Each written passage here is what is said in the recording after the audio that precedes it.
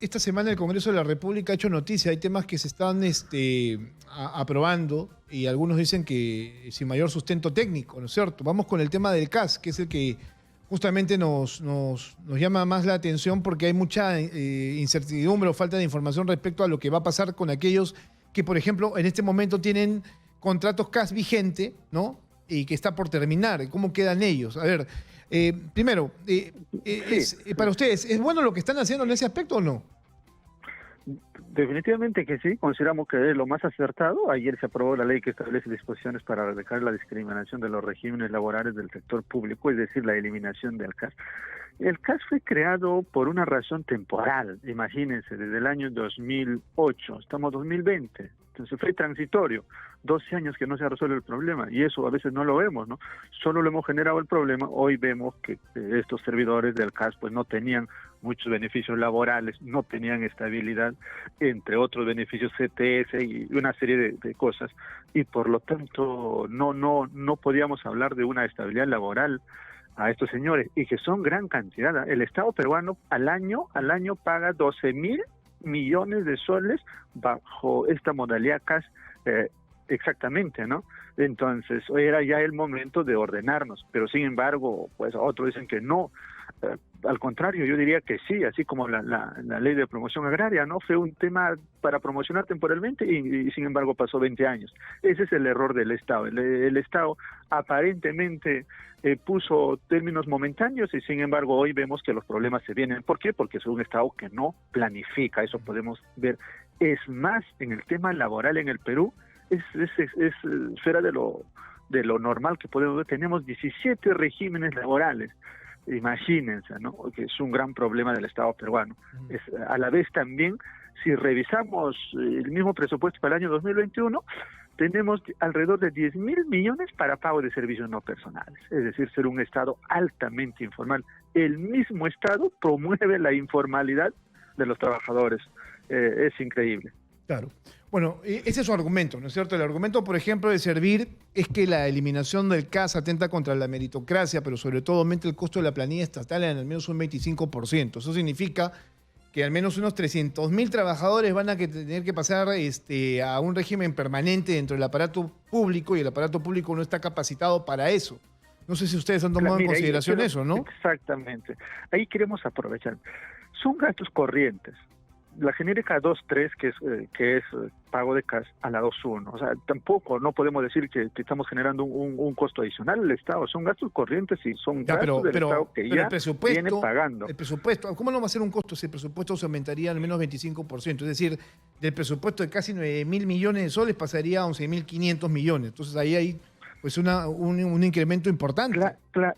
Eso es lo que aparentemente lo ve el Ministerio de Economía. Al contrario, se va a ordenar. Es un desorden absoluto con los CAS, con los famosos CAS funcionarios. Ahora que todo el mundo se paga CAS funcionario, el sueldo que ve por conveniente, ya nadie quiere estar dentro de la 276 porque quiere ver incrementado el sueldo. Al contrario, se va a ordenar con esto, pero sin embargo, pues los analistas no lo ven así, pero los que hemos estado en la misión pública, los que hemos trabajado y los que estamos metidos ahí, lo conocemos a perfección. No es como ellos dicen que generaría un costo adicional al Estado. ¿Y cómo es? Gasto corriente y va a seguir siendo gasto corriente. En el tema de Servir, si hablamos de Servir, el objetivo es la meritocracia. Eso es lo que queremos en el Estado. Tenemos un Estado burocrático, claro, que es mediocre, que no tiene esa capacidad de la meritocracia. Se creó el Servir para ese fin.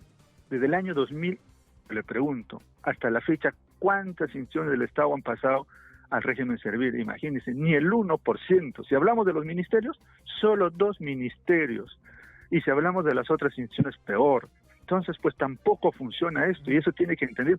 Para mí, incluso Servir debería ya de desaparecer, o salvo que tenga una proyección a 100 años. No, pues no, en el Perú nos pasamos haciendo políticas públicas 10 años, y para implementarlo otros 100 años. O sea, es increíble que algo que uno no puede concebir, ¿no?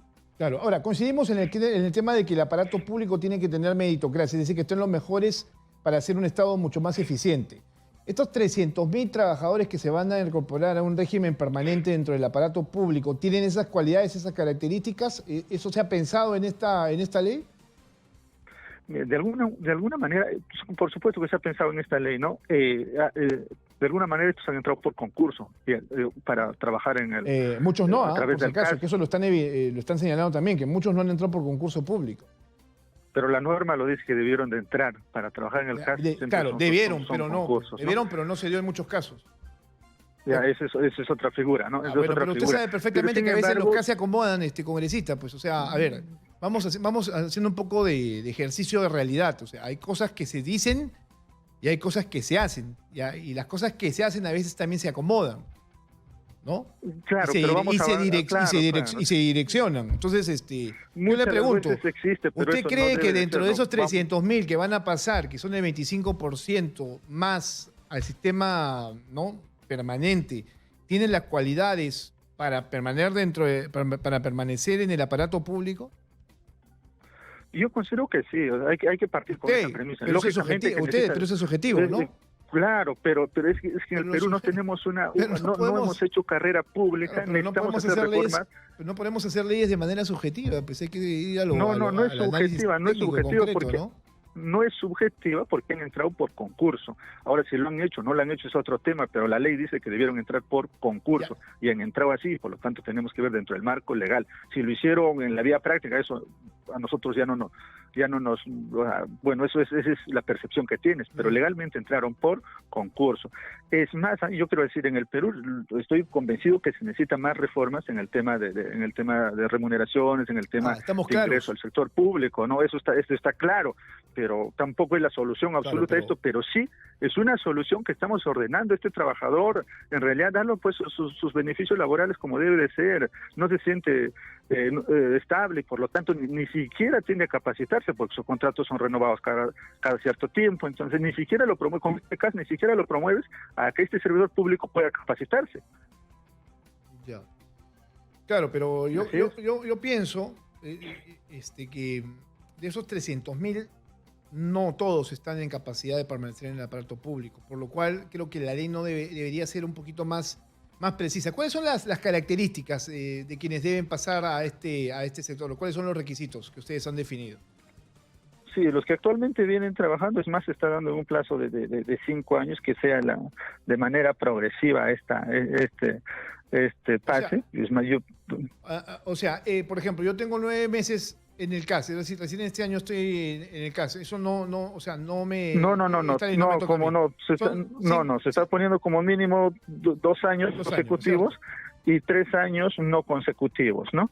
Es uno de los requisitos. Otro, que realice labores permanentes al momento de la presente ley, tener contratos, haber ingresado a la institución mediante concurso público, se está poniendo ese defecto, haber tenido en condición de servicios no personales o posterior contrato administrativo de servicios, los trabajadores que han renunciado a un contrato CAS para asumir un contrato distinto.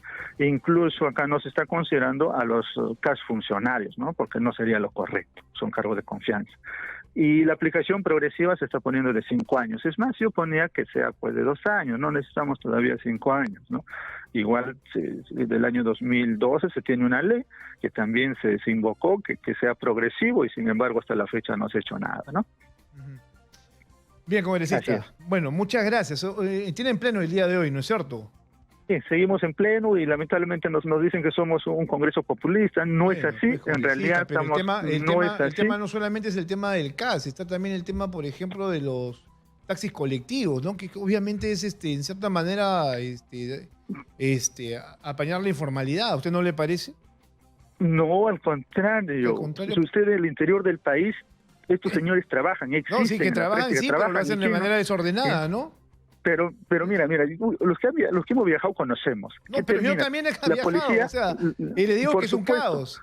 No hay nadie que lo regule, ¿no es cierto? O sea, hacen lo que se le da la gana, no tienen paraderos, son completamente informales. No, pero ahora pagan tributos.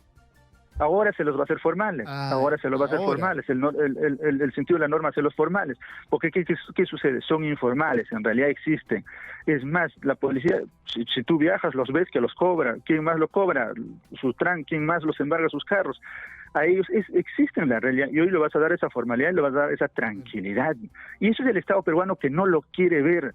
no promovemos la formalidad, al contrario, ahora estamos promoviendo la formalidad de estos señores que existen en la realidad, así como un vendedor ambulante, si tú ves, van, lo quitan lo pequeño que tiene, igual a estos señores que tienen su taxi, igual cada día más lo ahogan, y no debe de ser así, y no lo miramos, lamentablemente como Estado no lo estamos viendo así, solo se hace la otra contracampaña, no, que esto no funciona. Eso es la realidad del Perú, tenemos que formalizar a los pequeños. Bueno, ese es nuestro punto de vista y yo voy a respaldar, ¿no?, lo que nos digan,